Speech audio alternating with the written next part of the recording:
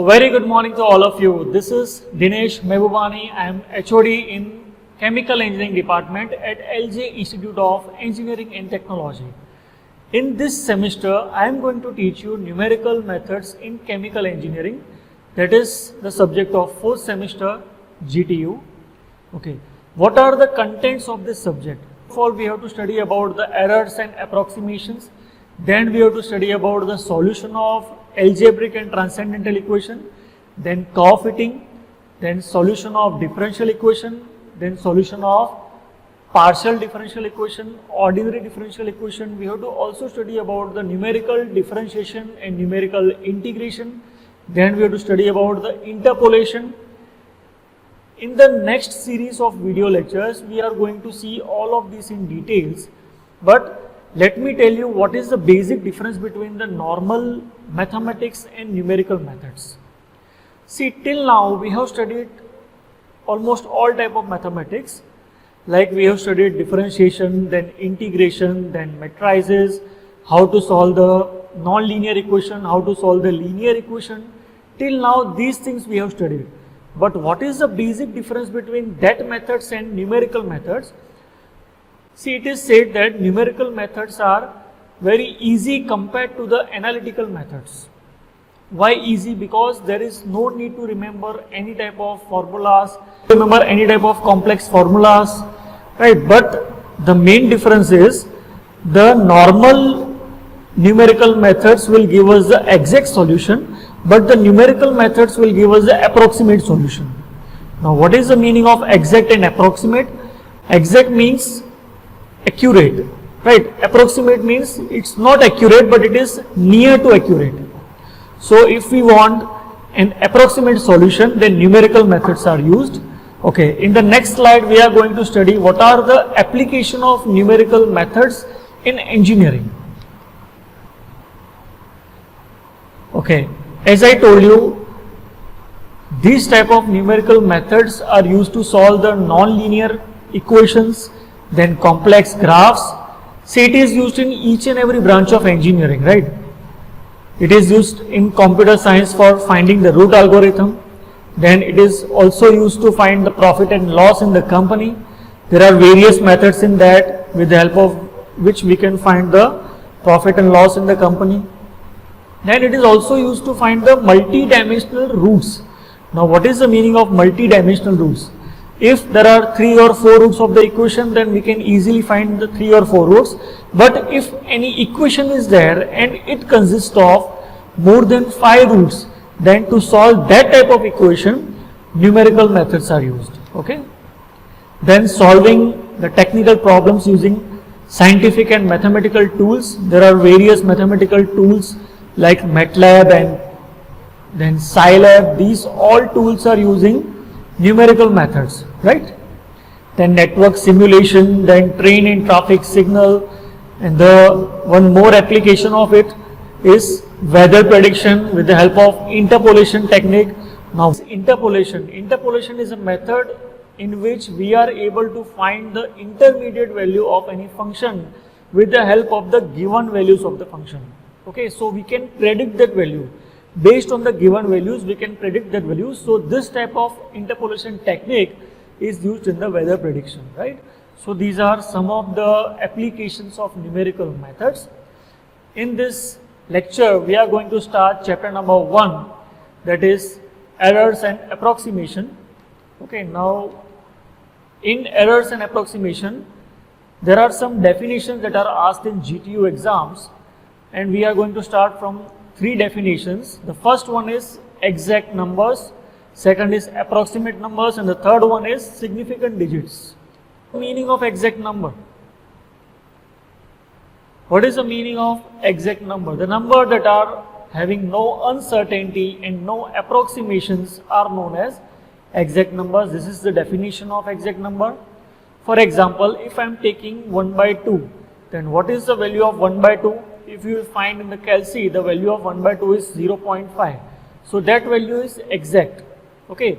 For example, if I am taking 1/4, then the value of 1/4, my calci will give me answer as 0.25, right? Then 4, 7, 8, these all decimal values are exact numbers, right? Now what are approximate numbers? If we studied the definition of approximate numbers, the number that have certain degree of accuracy but they do not represent exact number are known as approximate numbers. For example, 1 by 3. If you will find in the calci the 1 by 3 value, the value of 1 by 3 is 0.333333 up to infinity. It depends upon the limitation of your calculator, right?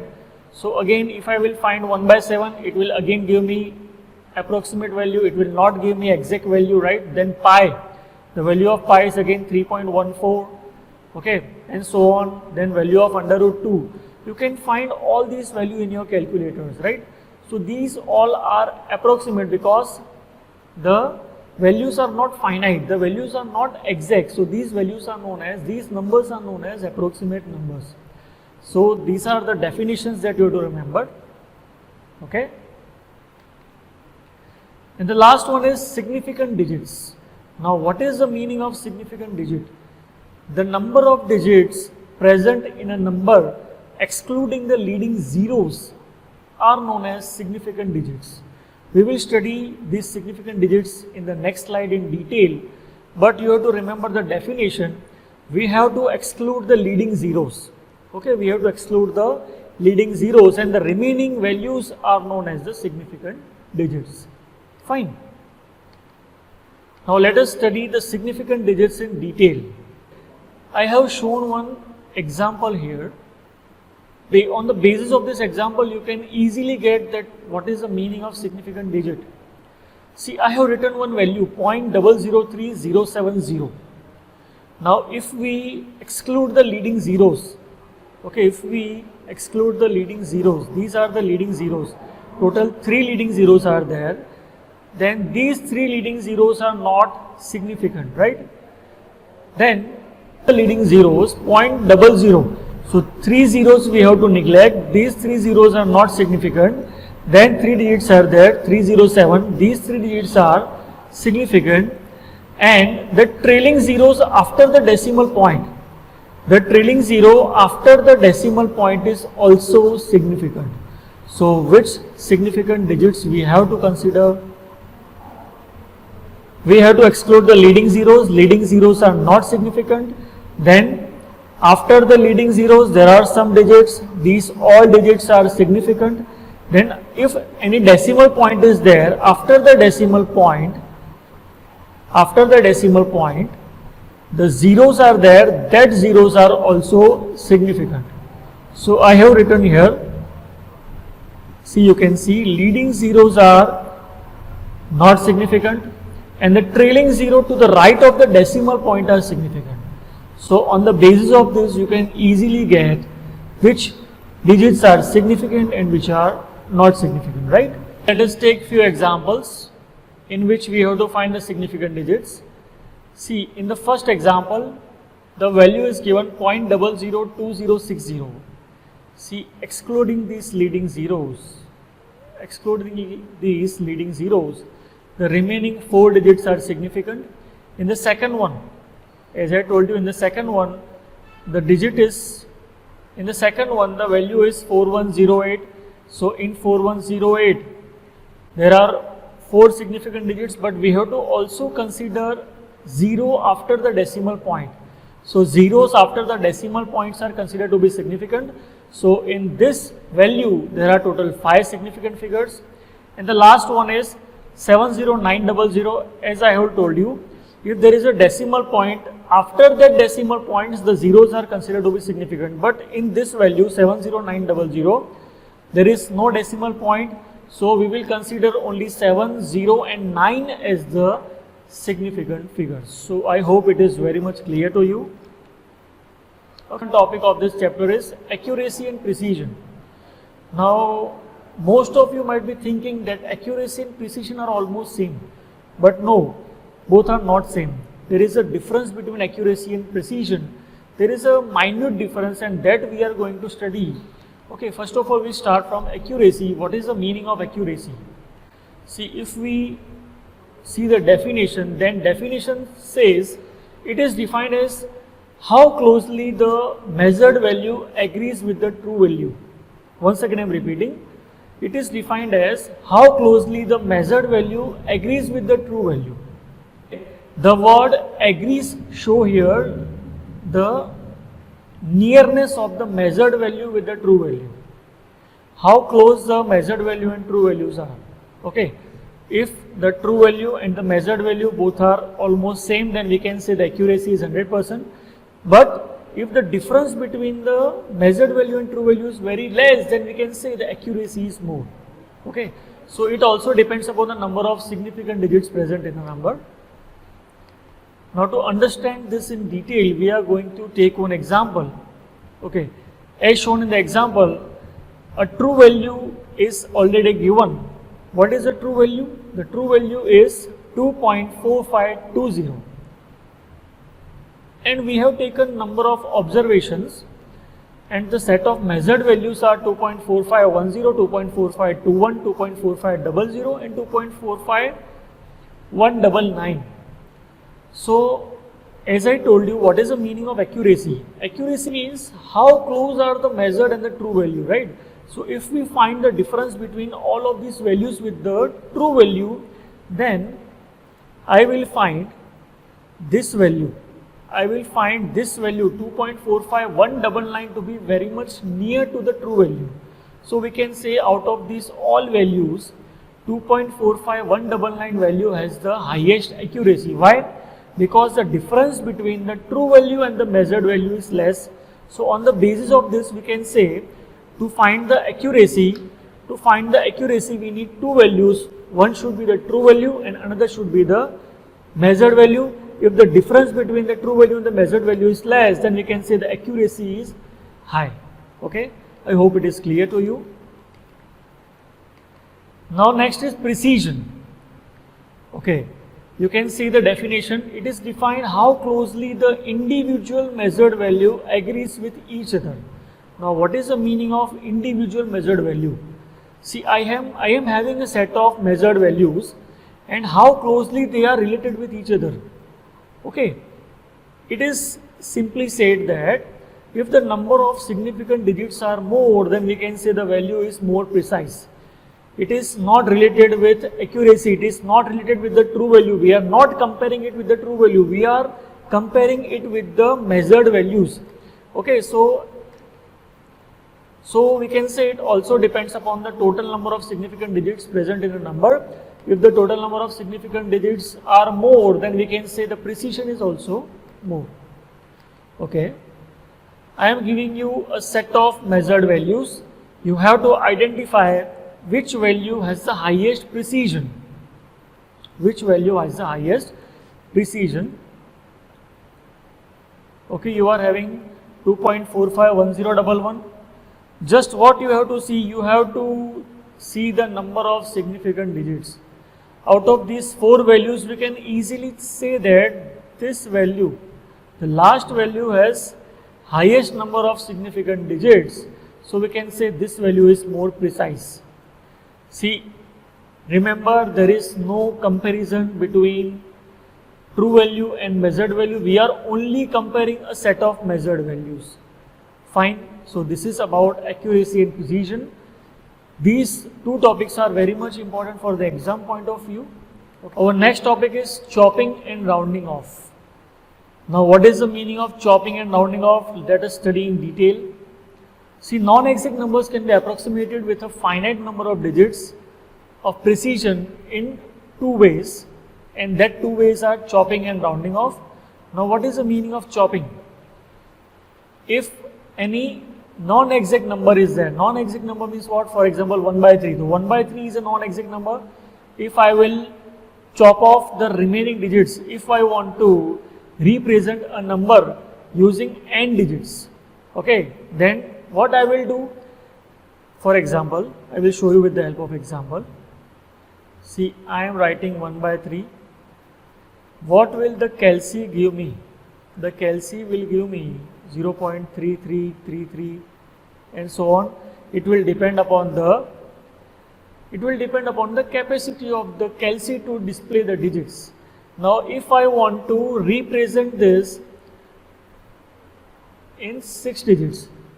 Okay, if I want to represent this number using 6 significant digits, then how I can write this? I can write 0.3333,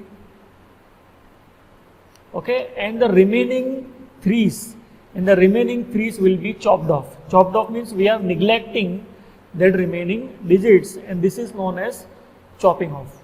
Fine, I hope it is clear to you. Then next comes rounding off. See, here I have given one example, the same example I have given. For example, 1 by 3 is to be represented using 7 digits, then it can be chopped as 0.57 times 3. 0.7 times 3. That means what? We are chopping off the remaining digits. Okay, so this was about chopping. Now what is the meaning of rounding off? See, rounding off can be done in two ways, rounding up and rounding down. Okay. See, round off of the nth digit can be done by examining the remaining digits, right? Rounding down and rounding up. Okay, these are the two methods through which we can do rounding off. Rounding down means what? If n plus 1th digit is less than 5, then we have to leave all the digits after nth digit. See this with the help of one example. Okay, I have to round down this number up to 3 significant digits. Now 3 significant digits means what? We have to round down this number till 3 significant digits. So this is my nth digit and this is my n plus 1th digit. Okay, so if I want to round down this number, then here it is written, if n plus 1th digit is less than 5, then we have to leave all the digits after nth digit. We have to leave all the digits after nth digit. So here 5 is my nth digit, 2 is my n plus 1th digit. So what I will do? I will check this. Here 2 is less than 5. So what will happen? We have to neglect all these digits. So my round down will be 2.45 up to 3 significant digits. Similarly, rounding up. What is the meaning of rounding up? If my n plus 1th digit is greater than 5, then I have to add 1 in the nth digit. Let us take one example. See, a number is given 2.45239. This is my n plus 1th digit and this is my nth digit. So how I can round up this? See, if n plus 1th digit is greater than 5, so it is 9. So I have to add 1 in the nth digit. So my number will be 2.4524. Okay, 2.4524.